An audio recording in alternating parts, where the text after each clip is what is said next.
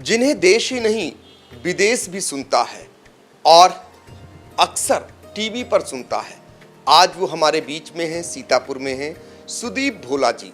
आज जानेंगे कि आखिर सुदीप भोला, भोला जी क्यों कहते हैं, आपको भोला क्यों शब्द लगा हुआ है, बहुत सारे लोगों को आज बताइए, फिर आपसे कुछ सुनेंगे भी।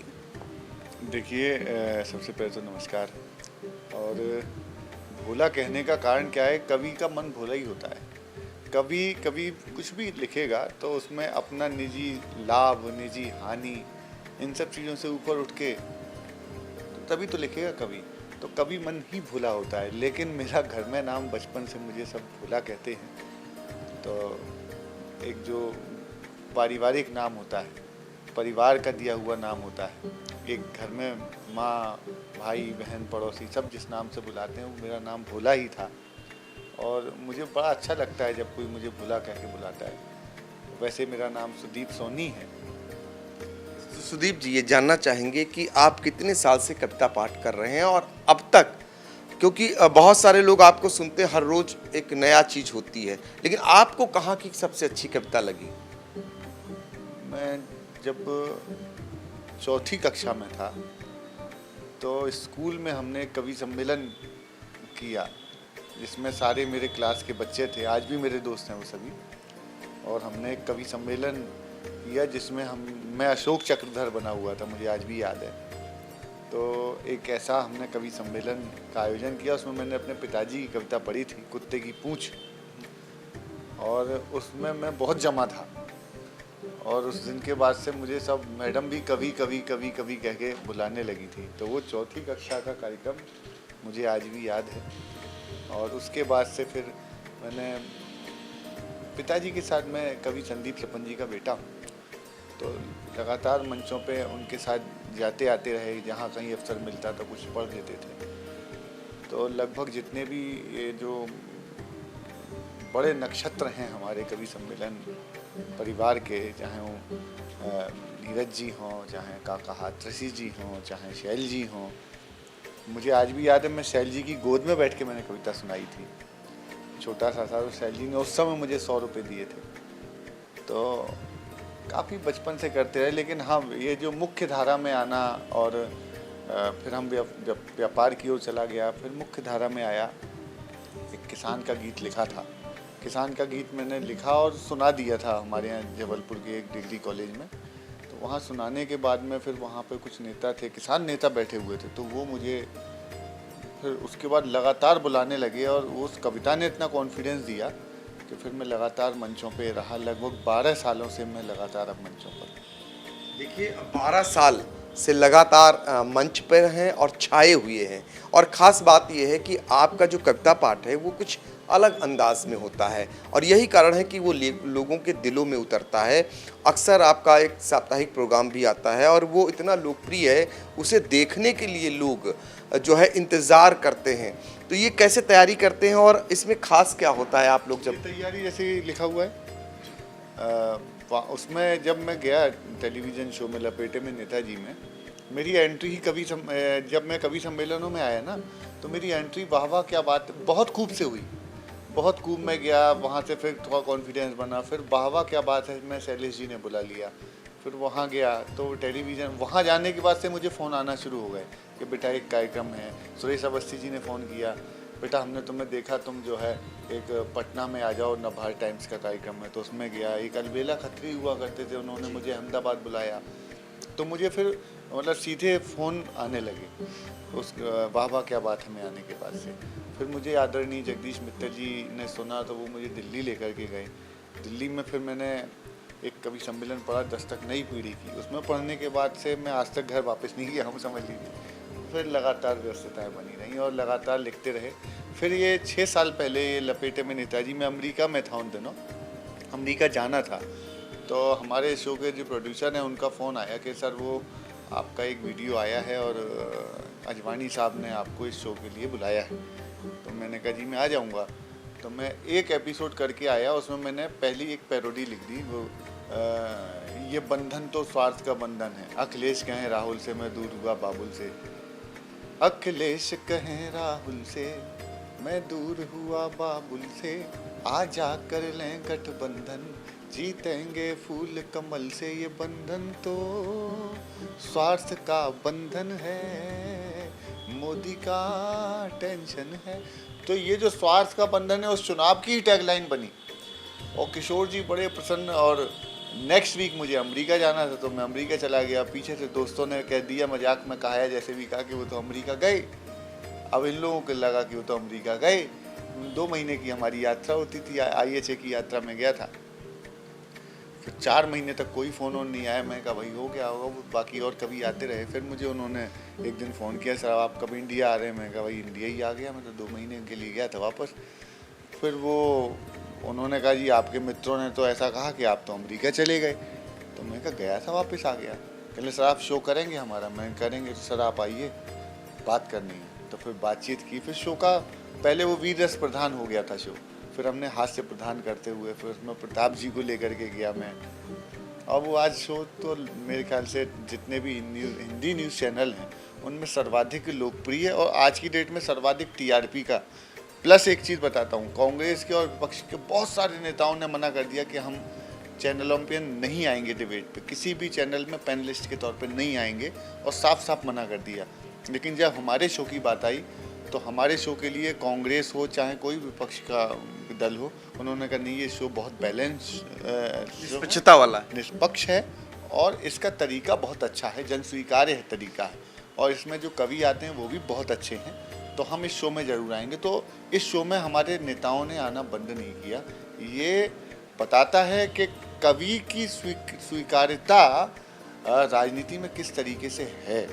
सामने बैठकर आपको सुनते हैं, बुराइयां होती हैं। अगर भाषा है आपके पास में और आपके अंदर कहने की कला है तो मैं आपकी आलोचना करता हूँ पत्रकारिता की। तो अगर मैं सीधे से कहूँ कि क्या है ये इस तरीके से, मतलब एक तो होता है कि बिल्कुल ही मैं सतही और सड़क छाप भाषा में बात करूँ तो आप कहेंगे यार ये कौन है जो हमसे बात कर, और एक आदमी होता है जो बात कहने का सलीका होता है। तो अगर बात सही कब कहाँ कौन सी बात कैसे कही जाती है, ये सलीका हो तो हर बात सुनी जाती है। तो अगर मैं सलीके से आपसे बात कहूँगा तो आप उस बात को आप स्वीकार भी करेंगे, और एक कवि की बात होने के नाते आप उसमें ठाका भी लगा देंगे और उस विसंगति को भी समझ जाएंगे। तो इस शो का ये बहुत खास एकमात्र शो ऐसा रहा जिसमें लोगों ने उसको स्वीकारा। और हम आज कहीं से भी गली सड़क मोहल्ले से निकल जाएं, अब जैसे मैं अभी आ रहा था, मेरे ड्राइवर का स्वास्थ्य खराब हो गया तो एक अनजान से गाँव में रुके, दवा की दुकान पे रुके, वहाँ पे बैठा तो मैंने बताया, तो वहीं पे एक डॉक्टर बैठा हुआ था। कहले आपको कहीं देखा है? मैंने कहा जी मैं ऐसे ऐसे कवि हूँ, सीतापुर जा रहा। अरे कहले आप सुदीप भोला जी हैं। तो वो नाम, उसके बाद उन्होंने मेरे ड्राइवर का ट्रीटमेंट किया और पैसे भी नहीं लिए मुझसे। तो ये मतलब ये मुझे लगता है टेलीविज़न ख़ासतौर पे लपेटे में नेताजी की लोकप्रियता। अमेरिका के सुदूर कोलंबिया में चले गए, कोलंबिया में कोलंबस में बैठे हुए, वहाँ पे 80 साल के, 85 साल, 90 साल के बुजुर्ग, वो कहते हैं हम आपका शो देखते हैं। तो ये लोकप्रियता टेलीविज़न कहाँ कहाँ जाता है, और उस नाते हमारी जिम्मेदारी बढ़ जाती है कि हम उसमें क्या बोल रहे हैं, कैसे बोल रहे हैं, और हमारा क्या छवि जा रहा है जनता में, ये बहुत महत्वपूर्ण होता है। पहले मैं एक तरफा कविताएं लिखा करता था, और तो लोग कहते थे यार एक पक्षी ज़्यादा लगते हो, लेकिन वो एक पक्षी इस नाते था कि क्योंकि उनकी सरकारें नहीं थी, जब उनको सरकार में लाने के लिए, अब नहीं कहता आदमी कि भाई जो अब तो विपक्ष का रूप तैयार करना पड़ेगा, अपना तेवर दिखाना पड़ेगा, तो वो विपक्ष का ही तेवर था। अब वो सरकारी चाटुकारिता की तरह से अगर हम कविताएं करने लगे, माफ़ कीजिएगा आजकल कवि जो हैं, बहुत से कवि, उनको देख के लगेगा ये राजनीति में प्रवक्ता के पद पे इनको चला जाना चाहिए, या तो प्रवक्ता की पोस्ट खत्म कर दो या इनको कवि से हटा के इसको राजनीति में प्रवक्ता बना दो। एक कवि अगर राजनीतिक प्रवक्ता की तरफ से बात करने लगेगा तो मुझे लगता है कि वो निहायत ही एक कवि को शोभा नहीं देता। तो मैंने इस चीज़ का निर्णय लिया कि आपके अंदर का कवि देखना चाहिए, और आप किसी राजनीतिक पार्टी की प्रवक्ता नहीं है। पार्टियां नाराज होती रहेंगी, अब मैं आपकी आलोचना करूंगा, मैं आपका बुरा हो जाऊंगा, मैं आपकी भलाई करूंगा, आपका प्रिय रहूँ, लेकिन अपने, मैंने बताया ना, कवि भोला होता है, तो अपने लाभ और हानि की परवाह किए बिना जो हम देख रहे हैं, तो लिख रहे हैं और जनता तक जा रहा है, तो जनता जान रही है कि ये क्या है। भोला जी कुछ इंडिया के लिए भी सुना दीजिए। मैं तो मध्य प्रदेश से आया हूँ और जैसे अभी हमारे मध्य प्रदेश में खासतौर पे जबलपुर में बहुत बढ़िया काम हुआ। मैं चैनल पे, आपके चैनल के सामने बोल रहा हूँ। हमारे सांसद जी को विधायकी का चुनाव लड़ने को अब संगठन ने कहा है, तो वो भी ऊपर ही मन से हंसते हंसते अब जो संगठन का निर्णय है वो तो हमको मानना ही पड़ेगा। और संगठन के एक अच्छे कार्यकर्ता के नाते हमारा कर्तव्य है कि हम संगठन की बात मानें। लेकिन दरअसल मध्य प्रदेश में क्या चल रहा है कि 7 मुख्यमंत्री तैयार हो गए हैं और संगठन का जो सबसे बुरा काम हुआ, राजनीतिक विश्लेषक के तौर पे कहूँ तो 7 मुख्यमंत्री पद के दावेदारों को संगठन ने कह दिया जाओ लड़ो। लेकिन उसमें मध्य प्रदेश का जो सबसे बड़ा अहित हुआ और एक सबसे बड़ा फायदा जो हुआ वो बताता हूँ। सबसे बड़ा अहित, जो केंद्र में हमारे सबसे बड़े चेहरे थे वो सारे अब आप प्रदेश में आ गए। दूसरा अच्छी बात यह है कि अब कुछ नए चेहरे यहाँ से जाएंगे जो केंद्र में अपनी छवि बनाएंगे और आने वाले 20 साल के लिए मध्य प्रदेश को रिप्रेजेंट करेंगे।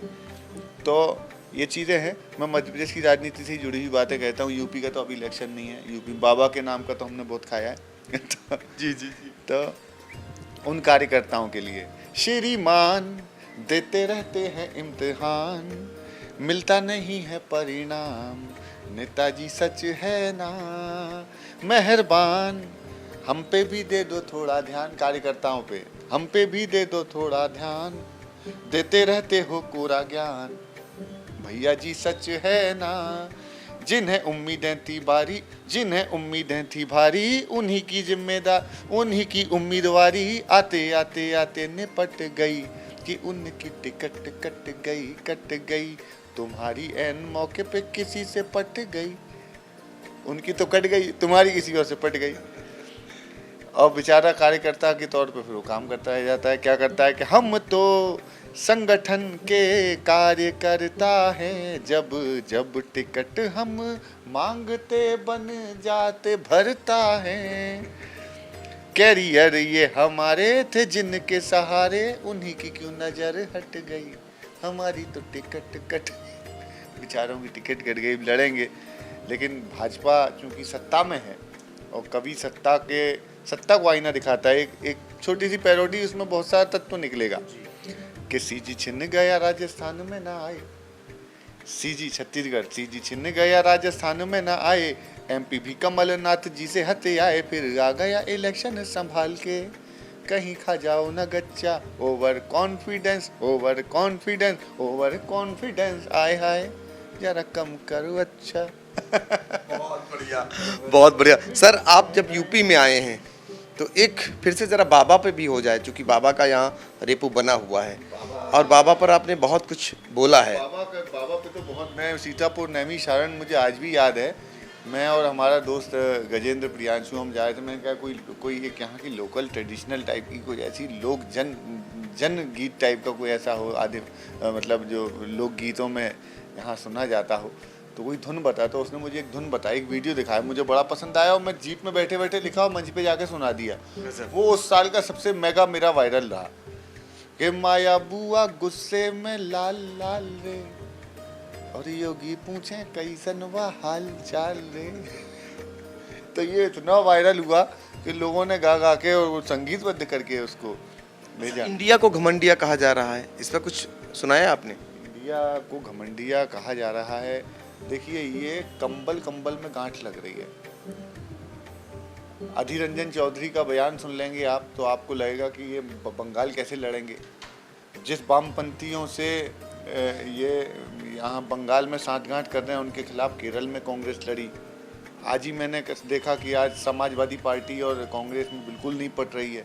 तो ये कंबलों में गांठ लग रही है। और फिर इनका ये कहना है कि हम विधानसभा चुनावों में नहीं, हम लोकसभा चुनाव के लिए इकट्ठे हुए हैं। मतलब आपकी नीयतें अभी भी होने की नहीं है, आपके बयान बता रहे हैं। घमंडिया नहीं है ये, अपनी राजनीतिक जमीनें तलाशने के लिए इकट्ठे हो रहे हैं। ये एक नीति के तहत के एक विचार को लेकर के आगे बढ़ रहे हैं, ऐसा नहीं चल रहा जो मुझे दिखता है। तो मुझे लगता है कि इनका फेलियर यहाँ पे मुझे साफ साफ दिख रहा है कि ये अपनी ज़मीनें तलाश रहे हैं। मैं सॉरी राजनीतिक टिप्पणी कर रहा हूँ, कविता के तौर पे नहीं कर पा रहा, लेकिन घमंडिया तो नहीं है। हाँ, लेकिन ये कंबलिया गांठें हैं, कंबल की गांठें हैं। अगर ढंग से गठबंधन, स्वार्थ का गठबंधन है ये, अगर ये अपने निजी स्वार्थों से ऊपर उठ करके आज भी अगर ये अपने वैचारिक पृष्ठभूमि पर खड़े होकर के अगर लड़ें तो मुझे लगता है ये घमंडिया नहीं है, ये वाकई इंडिया गठबंधन अपना एक मजबूत टक्कर देगा। नहीं तो फिर आखिरी में तो आपको पता ही आएगा तो मोदी। ये मानते हैं आप भी? लोकसभा चुनावों के लिए तो अभी चूंकि विधानसभाओं का माहौल है तो विधानसभा में तो देखिए बहुत बुरी स्थिति है भाजपा की, लेकिन मोदी आज भी सारे दल से ऊपर हटके हैं।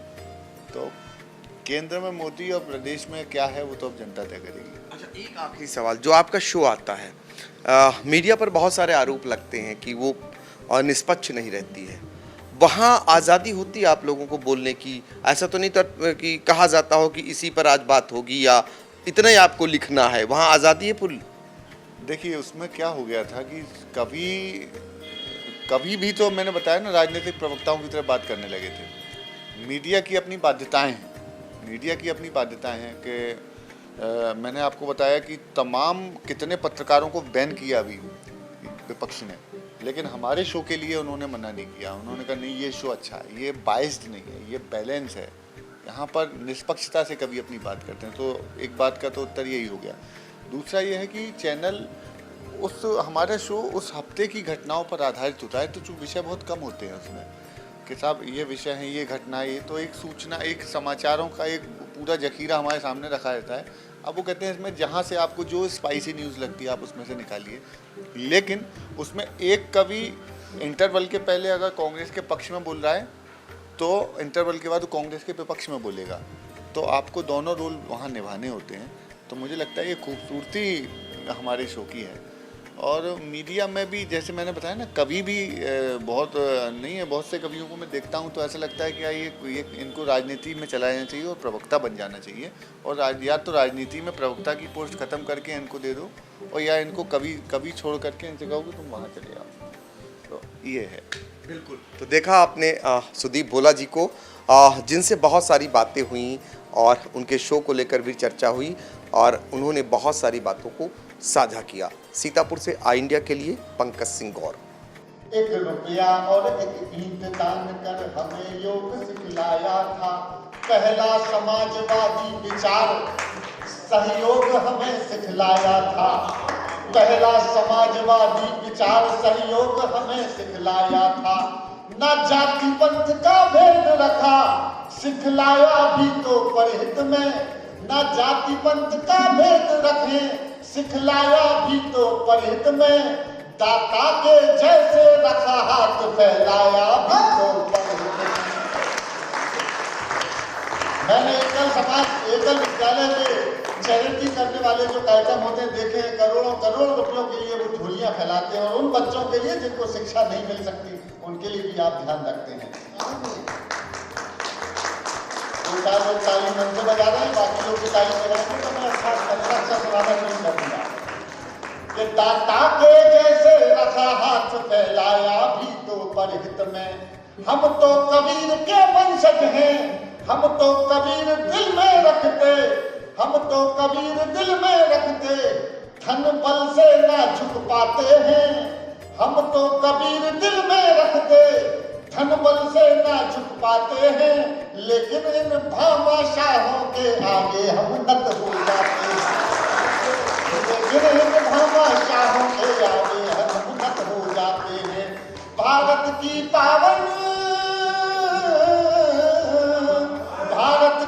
पावन संस्कृति के रक्षक प्रणाम स्वीकार करें, सब अग्रसेन महाराज के वंशज राम राम स्वीकार करें, राम राम स्वीकार करें, राम राम स्वीकार। मैं एक बार आप सबको मिला है वैसे राम राम प्रणाम और साधुवाद। नेताजी बैठे हुए मेरे सामने, में नेताओं को लपेटने का काम करता हूँ, जिस पार्टी के बैठे होते हैं उन्हीं को लपेटता। अब मेरी समस्या ये होती है, अच्छा जनता को पता होता है कि सामने किस पार्टी के नेता बैठे हैं, आज तो बता दिया, लेकिन अक्सर हमें नेताजी पता नहीं चलता कि किस पार्टी का बैठा। जनता हमारे मजे लेना शुरू कर देती है, जिस पार्टी के बैठे हैं उसी के विरोधी कविता नीचे डिमांड करने लगती है वो वाली सुनाओ। अच्छा हम भी शुरू हो जाते हैं, तो कैसे शुरू होते हैं मैं आपको बताऊंगा आगे। पिछले दिनों एक रेल यात्रा का मुझे सौभाग्य प्राप्त हुआ, रेल यात्रा लंबी थी तो वॉशरूम जाने का भी सौभाग्य मिला। रेलगाड़ी में वॉशरूम जाना बड़ा सौभाग्य का विषय है। आपने देखा होगा ना, वो मग्घा भी चेन में बांध के रखते हैं।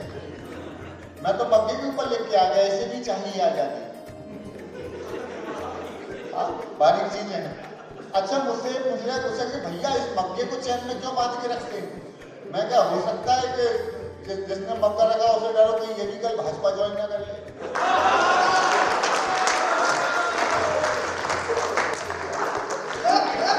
कुछ बातें ऐसी हैं जो मुझे कहने के बाद समझ में नहीं आती, आप भी दिमाग पर लगाना चाहता। अच्छा, वॉशरूम गया तो नेताजी वॉशरूम की दीवार पर एक टेलीफोन नंबर लिखा हुआ था, 942434 फला फला फला, और नीचे लिखा हुआ था पूजा। पूजा। मैंने नंबर डायल किया, आपका को ऑप्शन में बदला। नंबर डायल किया, घंटी गई, फोन उठा, बातचीत शुरू। हेलो, पूजा बोल रही हो? तो जो जवाब आया, अगर इस सदन में बैठे किसी व्यक्ति ने ऐसा जवाब आज तक नहीं सुना हो तो आपकी वो तालियां मुझे मिले जिससे मैं प्रारंभ हो जाए। घंटी गई, फोन उठा, बातचीत शुरू। हेलो, पूजा बोल रही हो? तो वहां से जवाब आया, भारतीय जनता पार्टी की सदस्यता लेने के लिए धन्यवाद।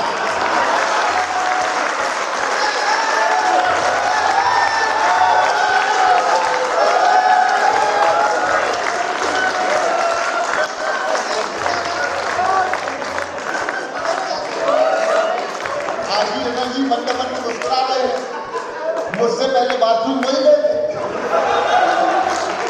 तब दो सदस्य तो आपके लिए खड़े हुए हैं, मिस कॉल की सदस्यता।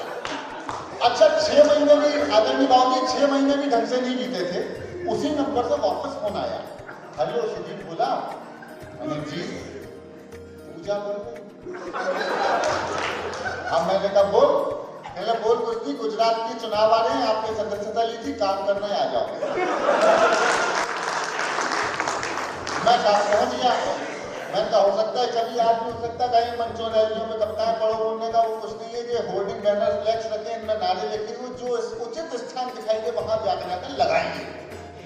बड़े बड़े होर्डिंग बैनर फ्लैक्स लिखा हुआ, आपकी बार 200 पार आएंगे तो मोदी ही मोदी हैं, तो मुमकिन है। बोले जो जगह उसको तो दिखाई दे वहां लगाते जाओ। मैंने भी जी सबसे बड़ा उठाया, अब की बार 200 पार, और ले जाके लगाया पेट्रोल पंप पर।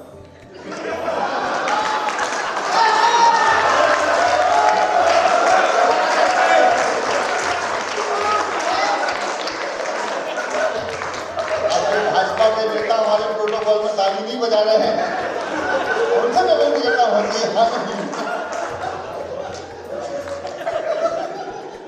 अच्छा, दूसरा बैनर लेने निकला, रास्ते में सब्जी मंडी पड़ी। सब्जी मंडी पड़ी तो एक पोस्टर चस्पा किया एक खाली जगह पे, और वो लगा के निकल गया था। नीचे टमाटर वाला टमाटर बेच रहा था। मैंने भाई कैसे दिए? कहने लगा 200 रुपये किलो। उसने भाव बताया, मेरी नजर अपने लगाए हुए बैनर पे पड़ी जिसमें साफ साफ लिखा था, न खाऊंगा न खाने दूंगा।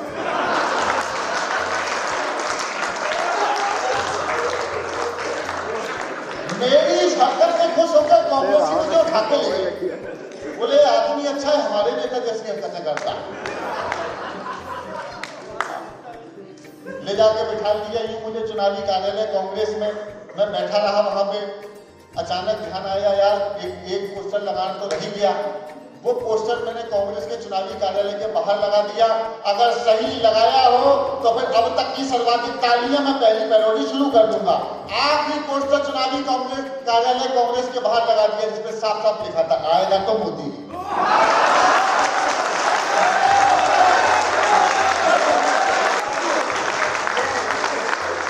तो आदरणीय नेताजी, आप समझ रहे होंगे कि हम लपेटने का काम कैसे करते हैं और आपको क्यों उठाया जाता। महामंत्री हैं आप, प्रधानमंत्री का करना है आप। सुन ले सुधीर, नगर अध्यक्ष तो अलग बात है, लेकिन तूने भले 200 रुपये का पेट्रोल पंप पे लगाया, यहाँ वहाँ रोता फिरा तू, लेकिन तेरे को माला तो इसी पे है कि आएगा तो मोदी। इसलिए तेरे पास अभी भी समय है कि सुधर जा। देखिए ऐसा है, सुधरने बिगड़ने का काम नहीं है। एक बात बहुत स्पष्ट बोलता हूँ, अगर कोई भी कभी पार्टियों के प्रवक्ताओं की तरह बात करने लगेगा तो जनता उसकी बात का भरोसा नहीं करेगी।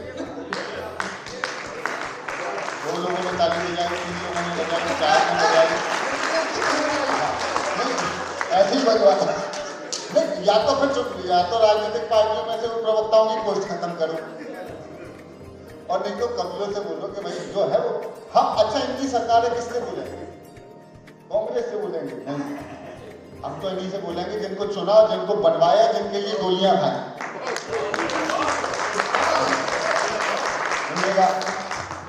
अच्छा, मैंने बताया सर, जिस पार्टी के बैठे होते हैं पीछे लोग शुरू हो जाते हैं कि शुरू कर, हमको पंक्तियां बदलनी पड़ती कविताओं में, तो लिफाफे वही फंसे होते हैं। सुनिए, मैं शुरू करता हूँ, तालियों के साथ सुनेंगे, आनंद आएगा।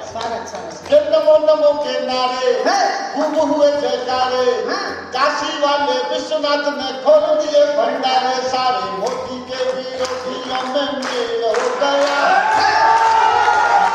जब तक सारे में बजाओगे मैं नहीं गाऊंगा।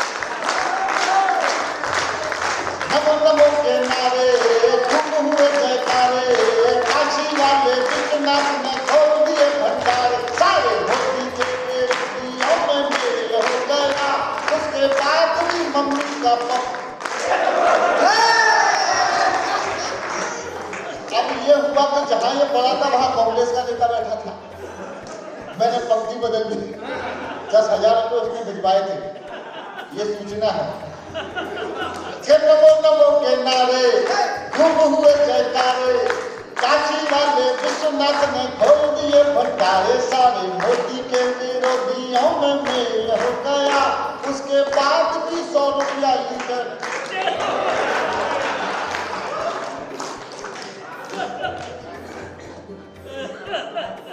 तो इन्होंने कहा सिलेंडर बड़े, स्मृति ईरानी जी नहीं मिल रही है के रोते हुए लाते थे कल, हंसता हुआ लो आएगा, वो नरेंद्र का सिलेंडर भाइयों बहनों कहलाएगा। सस्ता हो गया पेट्रोल के दाम बड़े, पर सर मैंने एक पैरोडी लिखी, बड़ा मजा आया मुझे लिखते हुए, आनंद आएगा, सुनिएगा। मैं छोड़ता किसी को नहीं, सबको इक्वल लपेटने का प्रयास, लेकिन मस्ती से रहेंगे तो मुझे भी मजा आएगा। सुनो, दाम बढ़े तो मैंने लिखा, वो कार्यक्रम हुआ था नमस्ते ट्रम्प, जब से पेट्रोल के दाम बढ़े मैंने नया शुरू किया, नमस्ते पंप।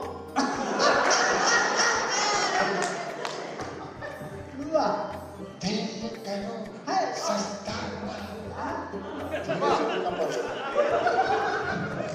अरे तेल करो सस्ता ना और कोई रस्ता ना, तेल गरीबों का निकला जाए, कानों में डालो तेल जरा सा, धक धक धड़कता दिल है जरा सा, कानों में डालो तेल जरा सा, धक धक धड़कता दिल है जरा सा, पंप देख कर धड़कन रुक जाए, तेल करो। अच्छा, आप लोग गा सकते हो क्या मेरे साथ? जब ये मस्ती आएगी, जितने लोग हैं सब कवि सम्मेलन सुनने आए हैं, अगर गाएंगे ताली के साथ सुनेंगे तो मजा आएगा। अरे तेल करो और कोई तेल गरीबों का निकला जाए, डीजल दिखाए मस्त अदाएं, पेट्रोल का ये एटीट्यूड हाय, डीजल दिखाए मस्त अदाएं, पेट्रोल का ये एटीट्यूड हाय, नोट गुलाबी देख के शर्माए, तेल करो और कोई तेल गरीबों का निकला जाए, खत्म, फिनिश। अच्छा, वो नोट बंद कर दिए, नोट गुलाबी देख के शर्माए, बंद करना था तो लाया ही क्यों, बंद करना था तो लाया ही क्यों, नोट लप्पू सा चलाया, काले धन वालों पे क्यों फिर से सितम कर दिया, इलेक्शन पे जुल्म कर दिया, क्यों बंद कर दिया, आए बंद कर दिया।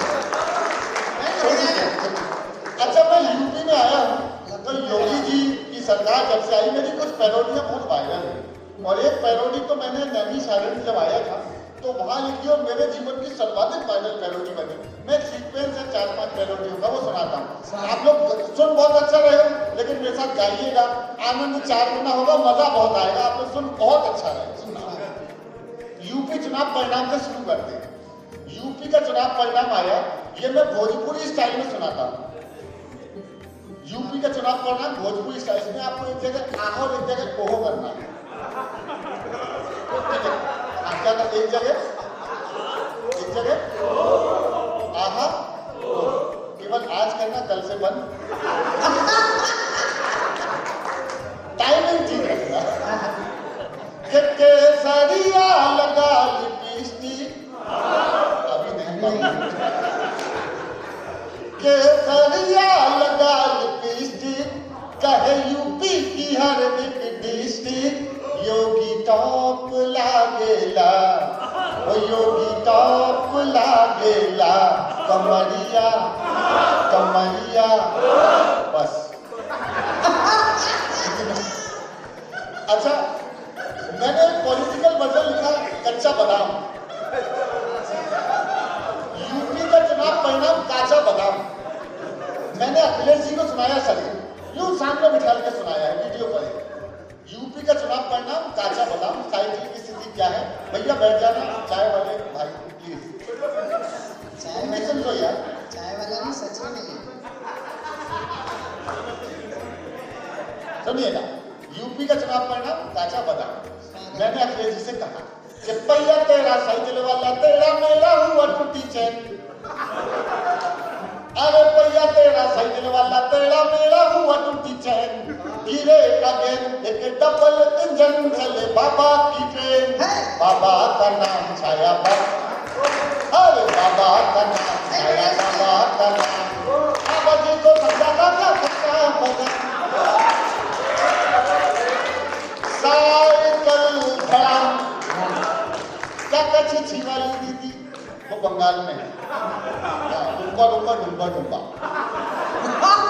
अरे क्या कच्ची छी वाली दीदी, चाचू भाभी हल्दी वाली बहन, मिले न चैन यूपी बाबा की बहन, बाबा का नाम छाया, बाबा का नाम, बाबा का नाम छाया, बाबा का नाम, बाबा जी को समझा था क्या, कच्चा बादाम, साइकिल धड़ाम हो गई। अच्छा, माया बुआ का हाल गजब का, अरे माया बुआ गुस्से में लाल लाल,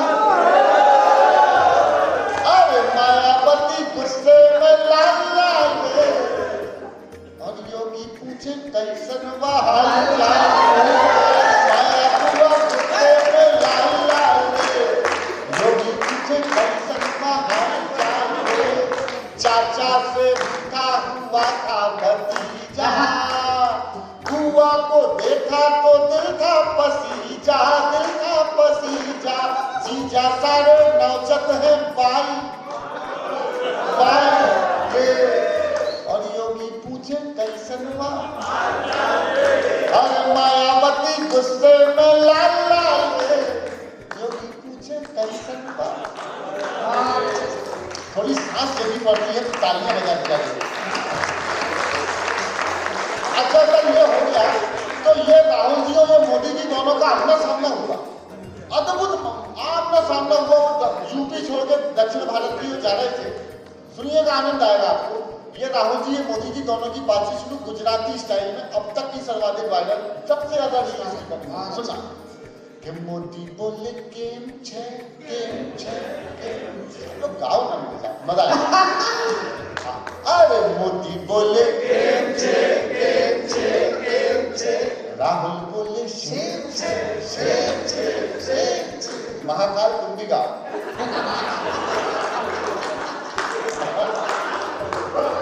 अब ऐसा लगता है कि पार्टी करके आ रहा हूँ।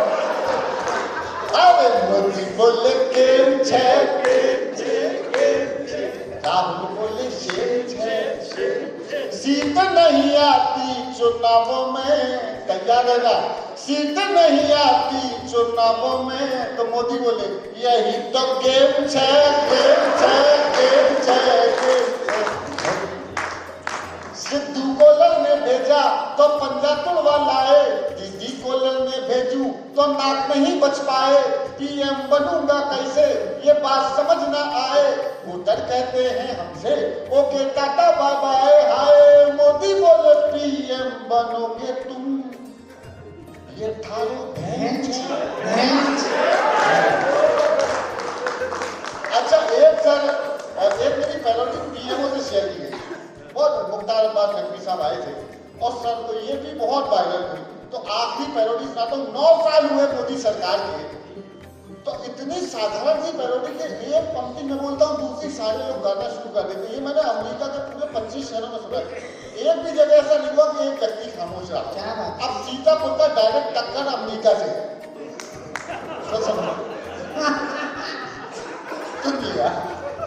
9 साल हुए तो मैंने लिखा 9 साल पहले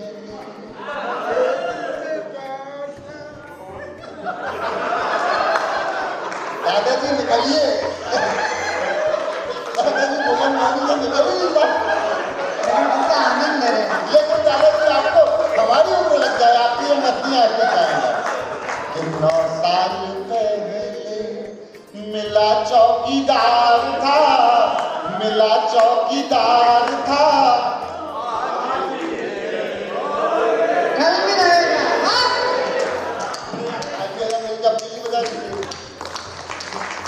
संसद की दहली पर उन्होंने जब शीश झुकाया था, अच्छा बाद में नई संसद बना, संसद की दहली पर उन्होंने जब शीश झुकाया था, मानो संकल्पों का वहां कोई दीप जलाया था, देश को न झुकने दूंगा, देश को न रुकने दूंगा, किया जो करार था, किया जो करार था,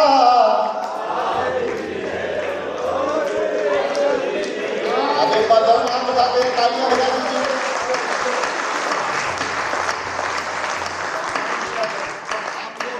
आप लोग तो ये बंदूक क्यों किया? ये हमारे चाचा हैं, उन्होंने बताया कि मैं मध्य प्रदेश का ISI ग्रांड यादव हूँ और आप लोग अग्रवाल हैं। मैं दिल्ली से आता हूँ, वहां पे केजरीवाल है, बड़ा खतरनाक आदमी है। हम तो दिल्ली से हैं, टेंशन का टेंशन लेते ही नहीं, क्योंकि हमने उसको वहां का मुख्यमंत्री बना दिया। एक वो गुजरात गए थे, गुजरात में चुनाव हारे पूरी तरह, 2 सीटें जीती जैसे तैसे, 2 सीटें जीतने के बाद दिल्ली में आके अद्भुत बयान दिया, अद्भुत बयान दिया। वो काम वही कर सकता है। बोलने लगे कि मैं वहां से बैल का दूध लाया, ये गूगल कर लो ना, बैल का दूध लेने के लिए संभव है। अच्छा चैनल वाले हमको दे देते कि भैया इस पे लिखो, मैंने बताया घटना घटी नहीं कि लिखो, अब ये भी घटना घटी नहीं थी लेकिन लिखो, तो मैंने लिखा। अच्छा एक बार मैं वायदा करना चाहता हूँ आपसे, आप लोग गाओगे मेरे साथ पक्का? भैया ये रिकॉर्डिंग करके देना, दादा सुन।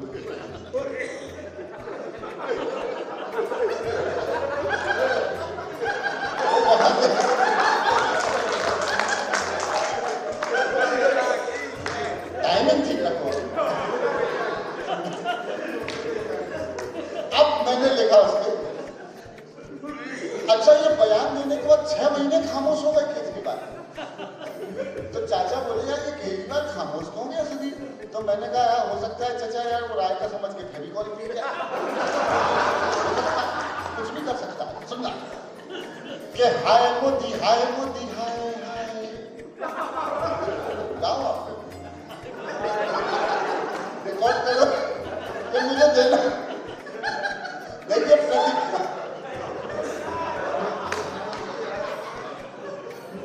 यार, मैं कपिल शर्मा शो में ना तो मैं नवजोत सिद्धू की जगह भेजूंगा। बहुत बढ़िया। अरे हाय मोदी हाय मोदी हाय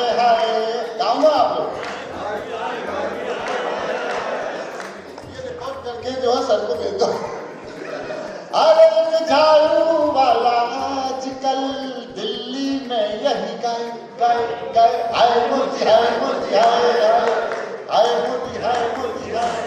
अरे गुजरातियों से पड़ गया पाला, क्या करना था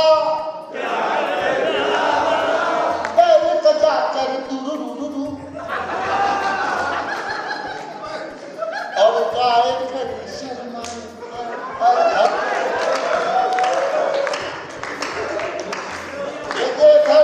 बहुत अच्छे से। हम लोग विश्व में नंबर 1 हो चुके हैं, इसमें मोदी जी का कोई योगदान नहीं है। हम विश्व में नंबर 1 हो गए आबादी के मामले में। अच्छा ढंग से अगर अपने ग्रंथ पढ़े होते तो ये नहीं होता। हमारे ग्रंथों में साफ साफ लिखा है वसुदेव कुटुंबकम, कुटुंब, लेकिन नहीं सुधरेंगे आप। एक पैरोडी छोटी सी अवसर तो याद आ गई है, फिर एक गीत सुनाऊंगा जिसमें आपको मेरे अंदर का एक कवि सुधी फूला दिखाई देगा। ये तो आपके मनोरंजन के लिए। हमें अर्जुन जी की पंक्तियां हमेशा याद रहती हैं। अपने जख्मों को भी आईना बनाया हमने, आपका हंसता हुआ चेहरा दिखाने के लिए। इतना आसान नहीं खुद का तमाशा करना, कलेजा चाहिए और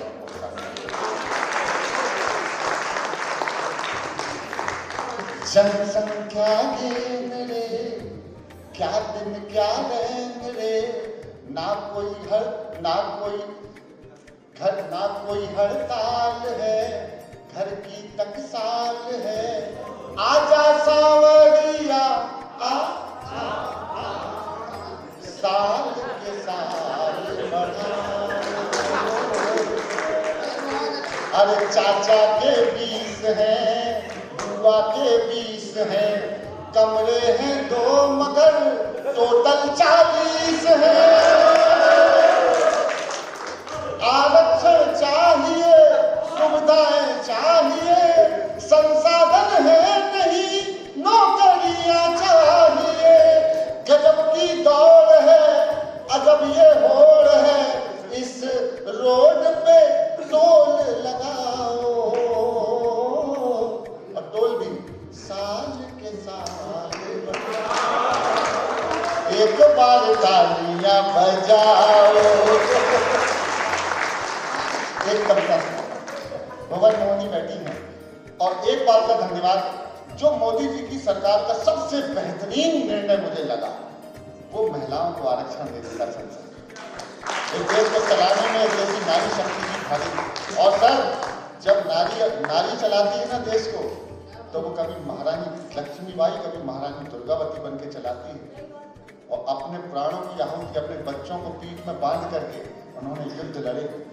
ऐसी देश की बेटियां अगर इस देश की संसद चलाएंगी तो इस देश का, मैं कहता हूँ कि इस देश का कोई बाल बांका नहीं कर सकता।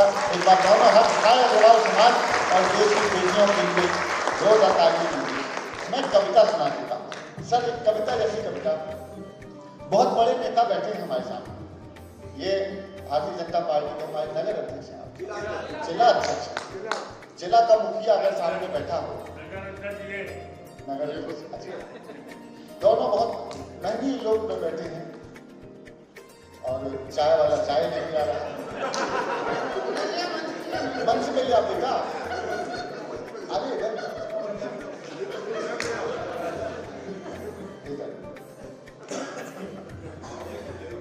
नहीं, इन बच्चों के लिए तो मैं इन बच्चों के साथ हल्का फुल्का मजाक कर सकता हूँ।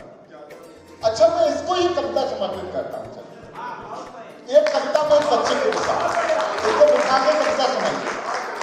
बेटा बैठ जाओ सर। वो कविता जिसके लिए आदेश है वो बात तो सुनाऊंगा, लेकिन एक कविता में ऐसे बच्चों के लिए मैंने लिखी, अगर आपका आदेश है तो सुना बेटा। इधर इसको इधर बिठाओ, इधर बैठ, सामने बैठना। हाँ बिल्कुल चाहिए, बैठ जाओ बेटा साहब। ये मेरी कविता का नायक है, मेरी कविता का हीरो है। तारे ये ज़मीन के आसमां से जुड़ जाए, तारे ये ज़मीन के आसमां से जुड़ जाए, ऐसा ना हो दुनिया के मेले में बिछुड़ जाए। के छोटे छोटे बच्चों के हाथ में हथौड़े हैं, छीन के कलम दे दो ये भी ऊंचे उड़ जाए।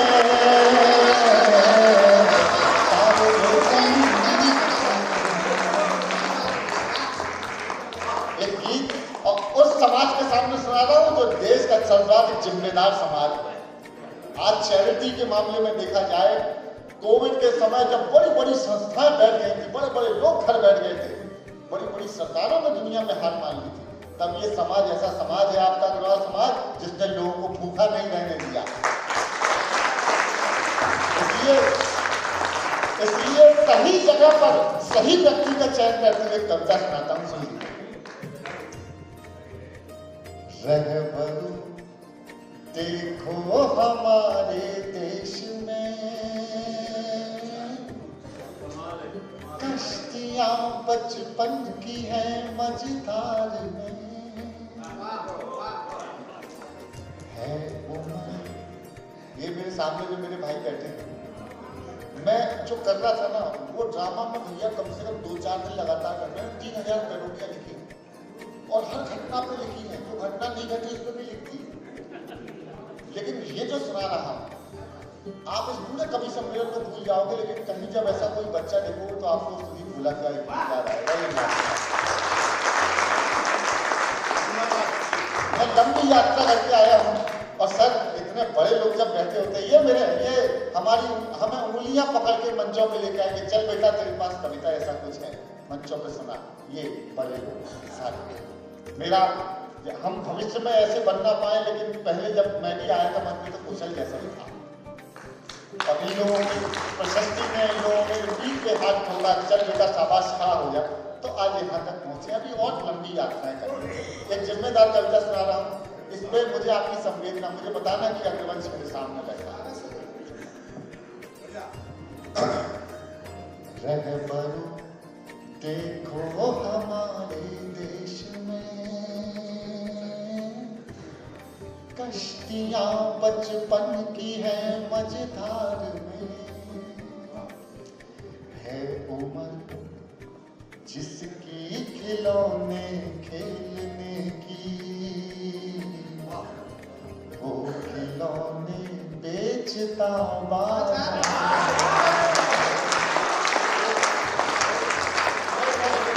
आपकी तालियां मिल जाए तो।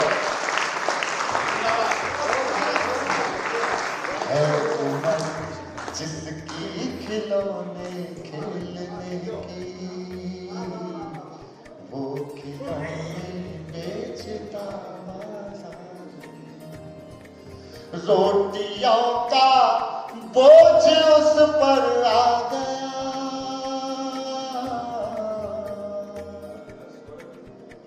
जब समय खिलने का था मुरझा गया, जब समय खिलने का था मुरझा गया। आज कल मुखिया है वो परिवार में, कश्तियां बचपन की है मझधार में।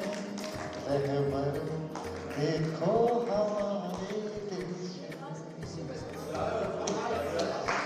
बचपना गुजरे जमाना हो गया,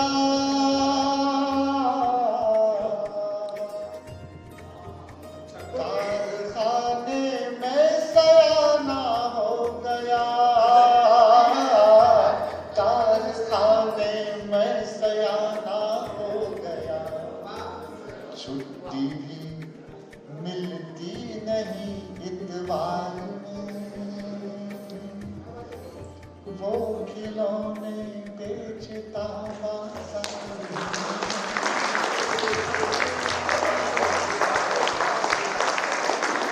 एक बात कह दूंगा, इस बड़े पवित्र मंच से दादा ने बुलाया, हमारे चच्चू ने बुलाया हमको। मैंने पिछले 1 महीने में जितने कवि सम्मेलन किए होंगे, इन सभी श्रोताओं के आगे इन सबको निछावर करता हूँ। इतने प्यारे लोग हैं। रहबरू देखो हमारे रेल के डिब्बे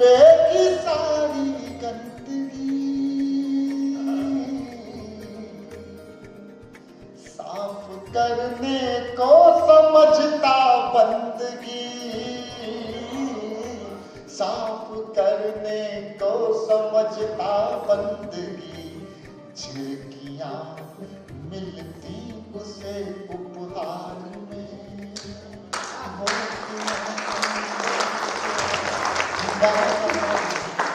और देश की संसद जरा तू शर्म कर, और अमीरी देखना ये सोच कर, और अमीरी देखना ये सोच कर, कुत्ते बिल्ली घूमते हैं कार में।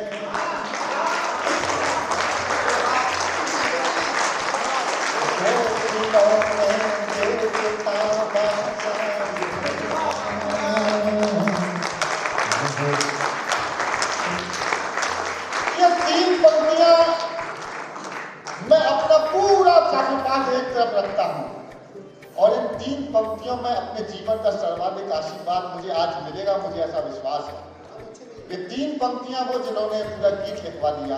भैया एक मिनट आप भी प्लीज बैठ जाना, भैया जी प्लीज, भैया जी एक मिनट। ये 3 पंक्तियां सौंप देता हूँ, और इन 3 पंक्तियों में मेरे जीवन को धन्य कर देना सीतापुर वालों। ऐसा लगे कि माँ सीता का आशीर्वाद लेके जा रहा है।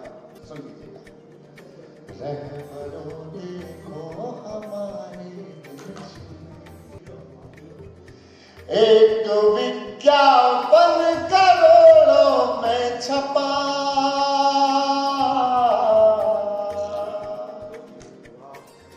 बाल श्रम कानून था जिस पर लिखा, बाल श्रम कानून था जिस पर लिखा, सो रहा लिपटा उसी अखबार में।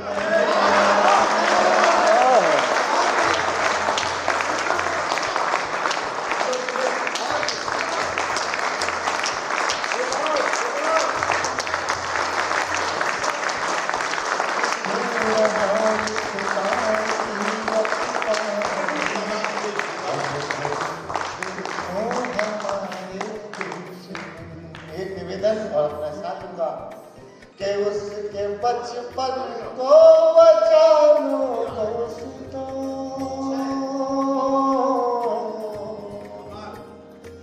है बहुत नाजुक संभालो दोस्तों, है बहुत नाजुक संभालो दोस्तों, खो न जाए लोरियां दिलदार में, खो न जाए लोरियां दिलदार में।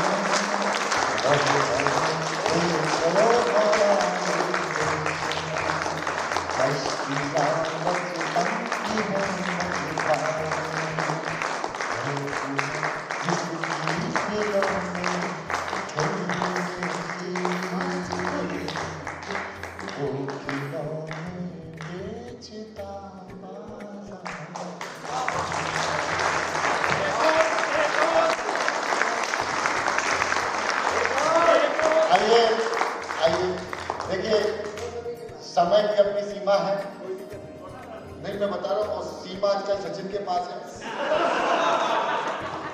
सीमा के 4 बच्चे हैं, चारों हैदर के हैं। हैदर दुबई में काम कर रहा है, दुबई कई भारतीय गए हुए हैं रोटी रोटी कमाने के लिए, तो मैं अकेला यहाँ पर ही नहीं। इस मंच का जो कुशलता से संचालन कर रहे थे, और अब तक उन्होंने मंच को एक बार भी ये कहते जरूर है कि मैं यहाँ का यादव हूँ, वहाँ का यादव हूँ, लेकिन महाभारत का जब युद्ध हुआ तो कृष्ण ने बागडोर संभाल के रखी, वो रथ आता जिस पे योद्धा खड़ा हुआ था अर्जुन के रूप में। मैं चाहता हूँ अब उस सारथी को बुलाने का समय है।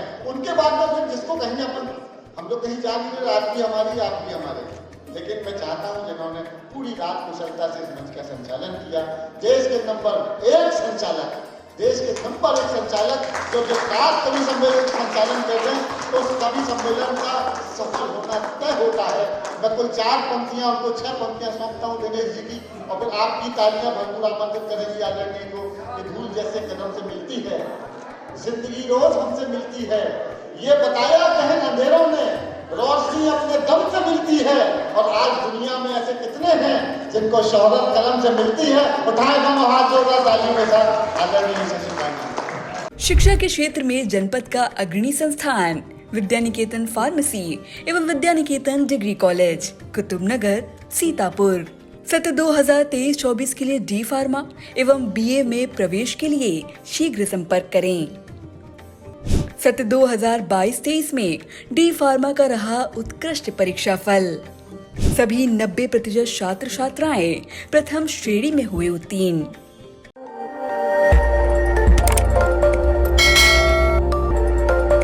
खबर आपकी, नजर हमारी। देखते रहिए आई इंडिया।